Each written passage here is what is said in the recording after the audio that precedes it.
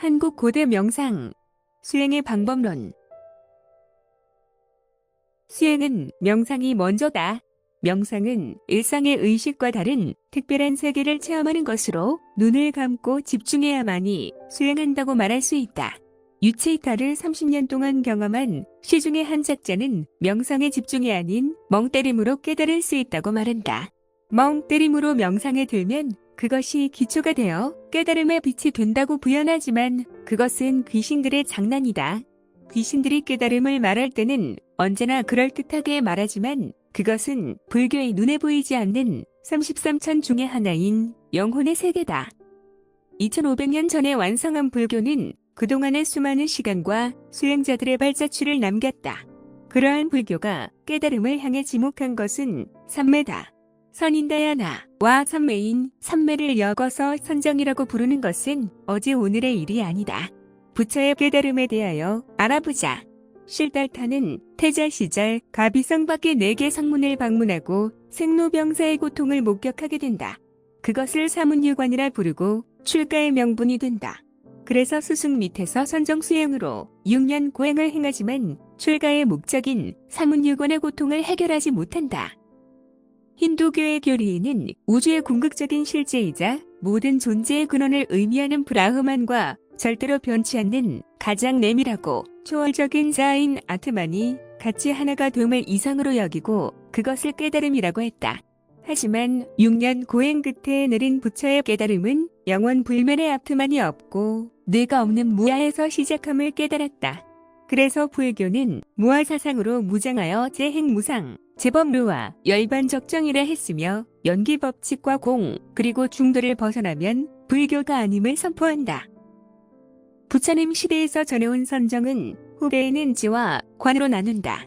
지는 물질이나 마음을 있는 그대로를 보음으로써 모든 본뇌에 끝내며 관은 자기의 천진심을 관찰하는 것이므로 어지럽고 흐트러진 망령된 생각을 그치고 고요하고 맑은 지혜로 만법을 비추어 보는 일이다.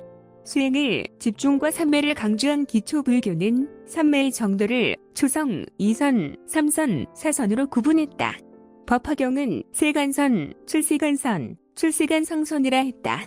그리고 당나라 시대의 대표적인 선불교 학생 규봉종밀선선은 외도선, 범부선, 소승선, 대승선, 열의 청정선이라 했다.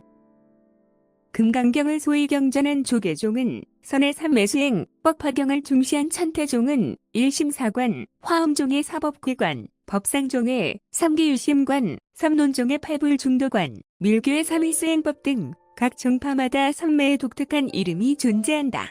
불교의 육묘문은 승속의 구분 없이 깊은 깨달음을 얻을 수 있는 실천적 방법론이다.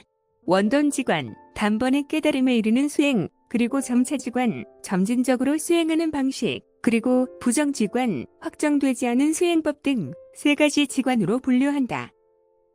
서유수는 마음을 거두어서 생각을 한 군데 묶어두고 갖가지 삼매를 공부하는 불교의 모든 수단을 말한다. 그만큼 삼매에 들기가 어렵다는 것을 여실히 보여주는 결과다. 중국으로 건너간 불교는 보리달마 스님 이후 능가경을 위주로 한 교회 불전, 불립문자를 주장한다. 그리고 7세기 초역, 6조 스님 이후 도노 사상이 형성된다. 그러다가 8세기 말 마줄스님 시대 이후에는 서늘한 수행을 통해서 얻는 것이 아니고 평상시의 마음이 곧 도라고 평상심 시도가 유행한다. 하지만 수행을 하지 않고 좌선하지 않는 도의 불용설이 만들어진다. 그 이후 묵조선과 간화선이 등장한다. 묵조선은 묵묵히 좌선하며 말을 잇고 자신의 본성을 관찰하는 수행법이다. 중국 조동종의 굉지정각 선사가 창시한 수행법으로 법률을 멈추고 자선 그 자체를 통해 본래 깨달아진 상태를 확인하는 수행법이다. 한편 중국 송대의 대중고는 간화선을 주장한다. 간화선은 화두를 통해 한 번은 폭발적인 깨침을 크게 함으로써 번뇌의 망상을 없앨 수 있다는 법이다. 그리고 화두를 받을 때는 앞서의 선지식과 모든 집착을 버려야 함을 강조한다. 그러나 여러 가지 방법을 동원해도 아직 삼매를 통하여 깨달음을 얻은 부처는 나오지 않고 있다.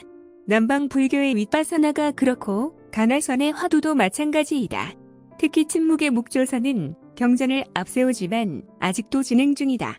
어쩌면 의식을 사용하는 남방 불교의 윗바사나와 가나선의 화두는 의식을 자제하는 무심과는 다른 방법인 줄 모르고 것이 아닌가 싶다. 결국 무심해야만이 집중할 수가 있고 그래야만이 삼매에 들 수 있다. 수행의 방법론에서 의식의 자제와 통제가 필요한 이유가 따로 있다. 의식은 생각을 만들고 일상생활의 일들을 떠올리게 한다. 그리고 생각에는 현재의 나, 자아의 구성 요소인 육체와 영혼이 빠질 수 없다. 생각은 영혼과 육체, 영육의 작품이다. 따라서 생각이 만들어내는 영역은 영적인 에너지가 포함됨이 당연하다. 더욱이 인간은 육신을 가진 이상에는 에고와 욕망의 그늘에서 벗어날 수 없다.